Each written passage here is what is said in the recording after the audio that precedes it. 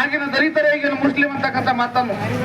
ಯಾಕಂತಂದ್ರೆ ಮೊಹಮ್ಮದ್ ಪೈಗಂಬರ್ ಅವರು ಎಂತ ವಿಶೇಷತನ ನಾವು ನೆನೆಸ್ಬೇಕಾಗಿದೆ. ಯಾಕಂದ್ರೆ ಹೇಗಿನ ಮಾತಾಡೋದು ಸುಮ್ಮನೆ ವೇದಿಕೆ ಮೇಲೆ ಕುಂದೋದು ಸನ್ಮಾನ ಮಾಡೋದು ಮತ್ತೆ ಹೋಗೋದಂತಲ್ಲ.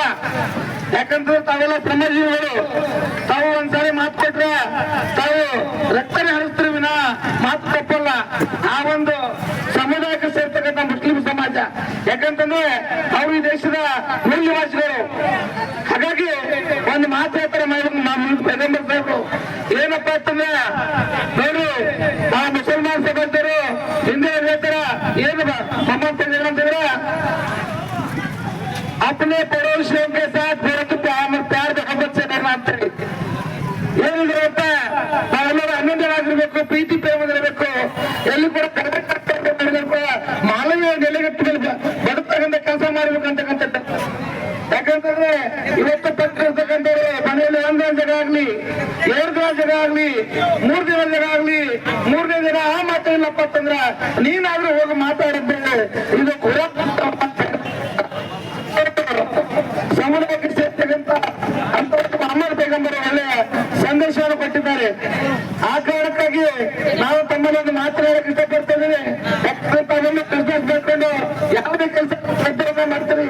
ಅದ್ರ ಜೊತೆಗೆ ಡಾಕ್ಟರ್ ಬಾಬಾ ಸಾಹೇಬ್ ಅಂಬೇಡ್ಕರ್ ಹೇಳ್ತಾರೆ, ಈ ದೇಶದಲ್ಲಿ ಅನೇಕ ಯುದ್ಧಗಳಾದ ಸುಮಾರು ಇವತ್ತು ಪಡ್ಲಿ ಕುರ್ಪಿ ಹೇಳ್ತಾರೆ ಬಂದಕ್ಕೆಲ್ಲಗಿದ್ದಾರು ಕೂಡ ಡಾಕ್ಟರ್ ಬಾಬಾ ಸಾಹೇಬ್ ಅಂಬೇಡ್ಕರ್ ಅವರು ಈ ದೇಶಕ್ಕೆ ಒಂದು ಹೊಸ ಟಚ್ಚನ್ನು ಕೊಟ್ಟದ್ದು, ಹೊಸ ನೆಲೆಗಟ್ಟೆ ಮಾನವ ನೆಲೆಗಟ್ಟನ್ನು ತಂದಿರ್ತಕ್ಕಂಥದ್ದು ಬೆನ್ನಿನ ಮೇಲೆ.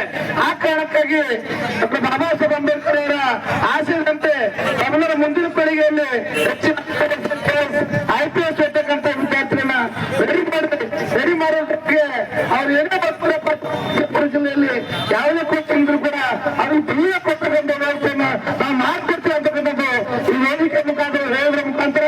ಯಾಕಂದ್ರೆ ತಾವೆಲ್ಲ ಜಾಗೃತರಾಗಿ, ಯಾಕಂತಂದ್ರೆ ಈ ದೇಶ ಕಟ್ಟಿರ್ತಕ್ಕಂಥ ನಮ್ಗೆ ಈ ದೇಶದ ಬಿಟ್ಟು ಹೋಗಿ ಅಂತಕ್ಕಂಥದ್ದನ್ನ ಸ್ವಲ್ಪ ಪ್ರತಿರ್ತಕ್ಕಂಥ CO NRC NPR ಅಂತಕ್ಕಂಥ ಕಾರ್ಯಕರ್ತರ ಮುಖಾಂತರ ಈ ದೇಶದ ಮಣ್ಣಿನ ಮಕ್ಕಳಿಗೆ ಹೊರಹಾಕ್ತಕ್ಕಂಥ ಕೆಲಸ ಮಾಡ್ತಾ ಇದ್ರು.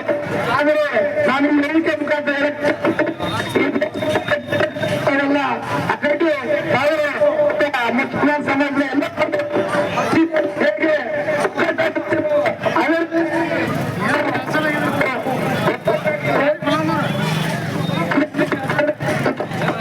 ವೇದಿಕೆ ಮುಖಾಂತರ ನಾವು ಯಾವತ್ತೂ ನಿಮ್ ಜೊತೆ ಇದ್ದೀವಿ, ಯಾವತ್ತೂ ನಿಮ್ ಜೊತೆ ಇರ್ತೀವಿ.